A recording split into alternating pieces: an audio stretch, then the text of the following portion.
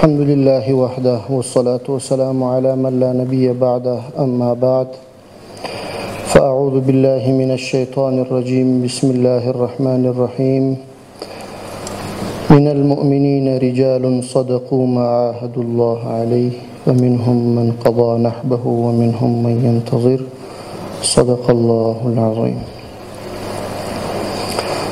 د ټولو محترمو مشرانو استادانو او په غونډه کې د حاضرو ملګرو په اجازه اولا ټولو ملګرو ته السلام علیکم ورحمت الله وبرکاته. د موضوع په اړه تر ما مخکې محترمو استادانو شیخ صاحبانو ریاست الوزراء محترم مرستیالانو محترم خلیفه صاحب او نورو محترم مشرانو ویناوی وکړلې، هر اړخیزې ویناوی وکړلې چې په هغه کې خاطرات هم و، مشورې هم وې، هدایات هم و.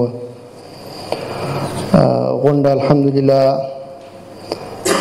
په ډېر ښه طریقه باندې وسوه او الله تعالی دې د ټولو ملګرو راتګ په دې غونډه کې شرکت ناسته ټوله قبوله کړي. الله تعالی دې موږ او تاسو ټولو ته توفیق راکړي چې کوم څه وویل سول پر هغو باندې عمل وکړو او یا کومه یاد غونډه کې سره را یو ځای یو د هغوی د مسیر په اړه اول معلومات ترلاسه کړو، د هغوی اهداف وپېژنو او بیا پر هغه باندې تګ وکړو. ډېر څه وه چې دلته اوس بیان سوه، وویل سوه، نو زه نه غواړم چې تکرار یې کړم، فقط یوه خبره کوم چې بعضو مشرانو هم اشاره ورته وکړله. یو هغه دین ته خدمت، اسلام ته خدمت و، یو هغه وطن ته خدمت و، هیواد ته خدمت و. دا ټول وسوه الحمدلله. الله تعالی دې یې ورڅخه قبول کړي. خو دا ټول د استقلال او ازادي تر سایه لاندې وسوه. که د اسلام او شریعت تطبیق و او که د وطن خدمت و، هیڅ کله پکې بهرنیو اشارو او مداخلو ځای نه درلودی. که چیرې موږ غواړو هر افغان که غواړي چې خپل دین او خپل وطن ته خدمت وکړي، یا د حکومت په چوکاټ کې یا په فردیت باندې یا په یو بل شکل باندې، هغه په ازادۍ کې کولی شي، په استقلال کې یې کولی شي. او مرحوم امیر المؤمنین رحمه الله موږ ته دا درس را کړی دی او دا را زده کړي دي چې ازادي څه شی ده، ازادي څنګه اخیستل کیږي، ازادي څنګه پالل کیږي او څنګه ساتل کیږي.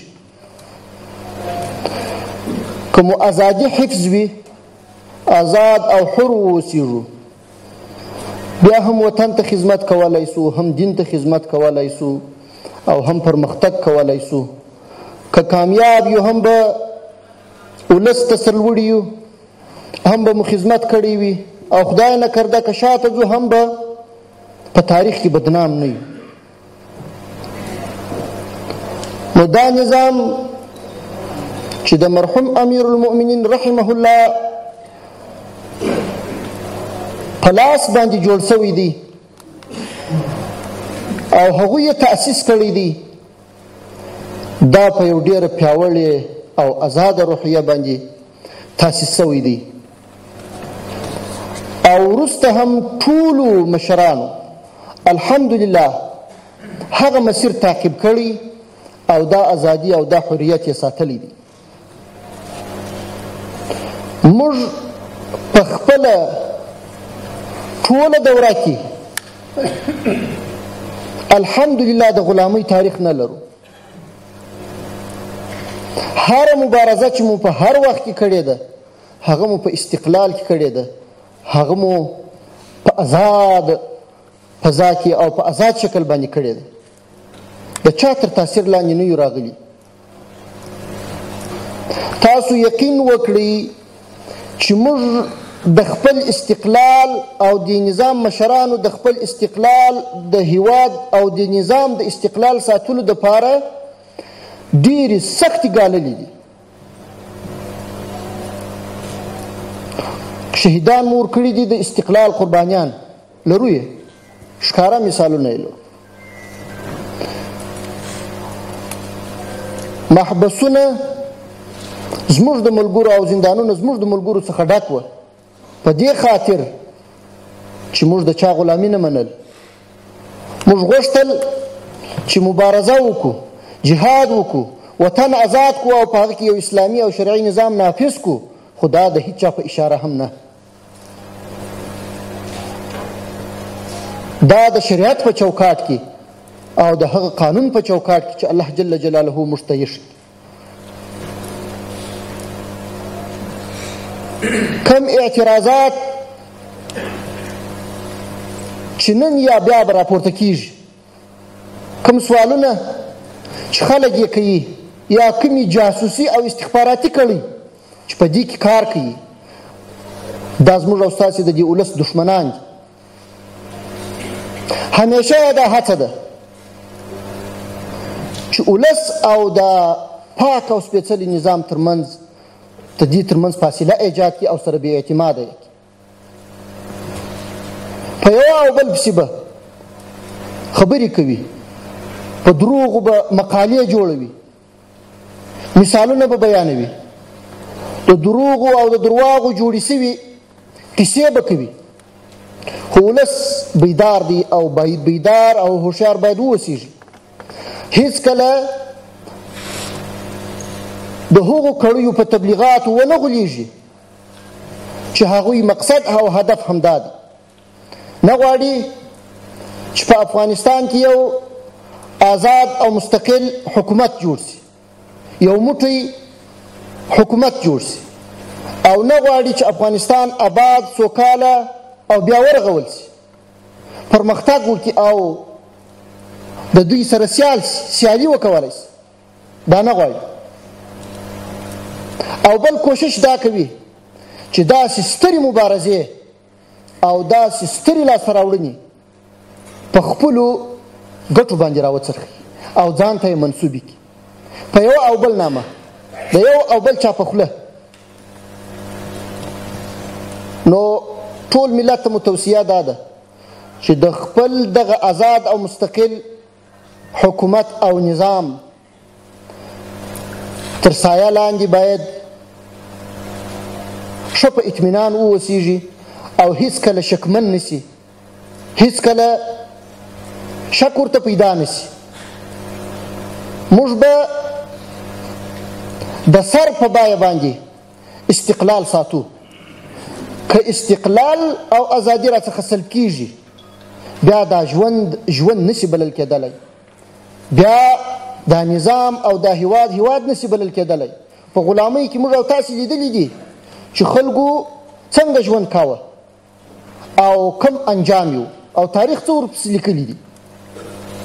نو موږ نه غواړو چې د خپلو اسلافو تاریخ بدنام کړو. موږ نه غواړو چې ولس ته دروغګویه ثابت سو. موږ نه غواړو چې هیڅکله هم د یو چا د شومو اهداف ښکار سو. نو د مرحوم امیر المؤمنین رحمه الله یو ځانګړی او خاص صفت دا و چې هغه حر و، آزاد و، حریت یې غوښتی، د حریت لپاره یې قرباني ورکړې وه، ور یې کړه او ازادي او حریت یې وساته. ته ګورئ په دغه کوچنۍ کوټه او دغه سخت ماحول کې اوسېدل او په کلونو کلونو د خپلو اولادونو او کورنیو څخه لرېوالی او په داسې یو سخت حالت کې ژوند کول دا یوازې او یوازې د دې دپاره و چې دا نظام وساتي او د دې نظام استقلال وساتي. کوم ځای ته ولاړ نه سي او هلته بیا د پردیو په فرمایشاتو ونه چلیږي. ځکه دی د نظام په رأس کې و چې دی محفوظ و، ټول نظام محفوظ و او پر هیڅ چا باندې د هیڅ لوري د خوا کوم فشار نه سو واردېدلی، ځکه اخري فیصله د ده د خوا کېده. نو په همدې خاطر دغه سختۍ، دغه تکالیف، دغه خوارۍ یې وګاللې تر څو موږ تاسو ته محفوظ او یو ویاړلی نظام را پرېږدي. الله تعالی دې موږ او تاسو ته توفیق راکړي چې ویې ساتو او خپلو وروسته راتلونکو کسانو ته دا نظام په دغسې سالمه طریقه وسپارو لکه څنګه چې هغوی موږ ته سپارلی.